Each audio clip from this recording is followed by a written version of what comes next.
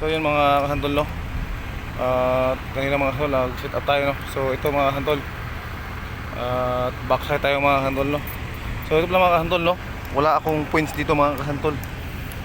Gamit ko dito ang points ko mga kahantol yung sa may tower na yun, at saka nandun sa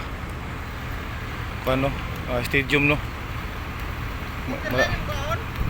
So malayo siya, no mga kahantol. Sa atong tagas. Oh, itong kuan, okay ra sa kuan ninyo? Itong sinta. Oh, mga kuan ra. Sinta. So, yung mga kahantol, no, ito yung forma nila sa kalsada, no. So, medyo naputol tayo mga kahantol, no. Ito pala mga kahantol, no. Ulitin ko, nandun natin yung points nga isa. At nandito sa tower, no. At dito mga kahantol, no. Ito ang ating gamit, no. Topcon 50 series. So wala tayong points dito.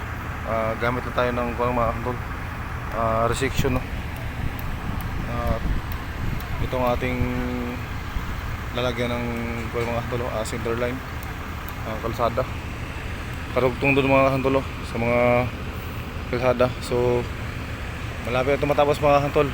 So 98% na lang tong kalsada, no. So paikot yan mga kahantol doon sa kabila.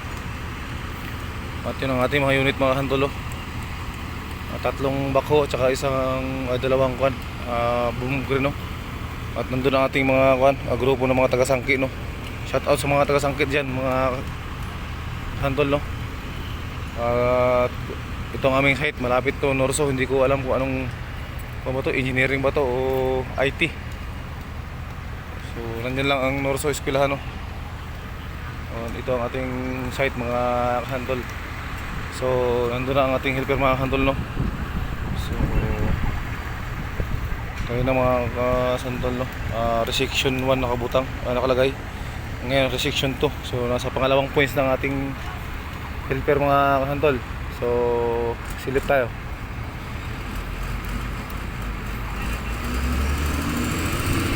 So yun mga kahantol, no. At yun ang ating helper mga kahantol, no. Papakita ko sa inyo mga kahantol.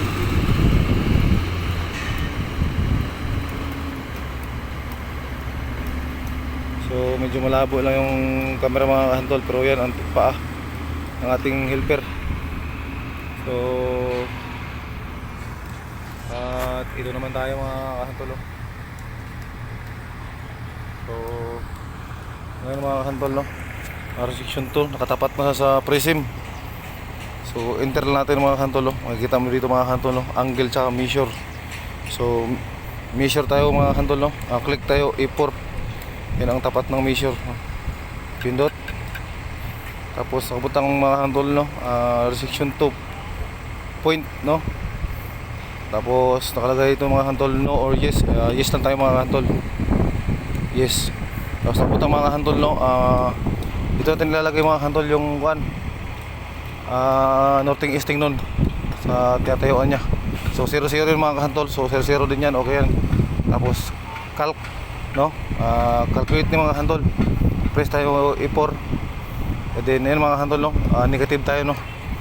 Yan ang ating mga kahantol, ang tinatayuan natin nga point sa baba. So kailangan mo yan silipin dito mga kahantol sa baba. So ang tapat yan, yan yung northing easting niya, no. So okay lang tayo mga kahantol. So section, set azimuth, yes or no nakalagay, no mga kahantol. So yes lang tayo mga kahantol. So okay. Yun, lumabas na yung mga kahantol, no. So okay na siya. So punta tayo mga kahantol sa ISO line data, no. So layout tayo para layout. So enter lang mga kahantol. Enter. So dito mga kahantol, no.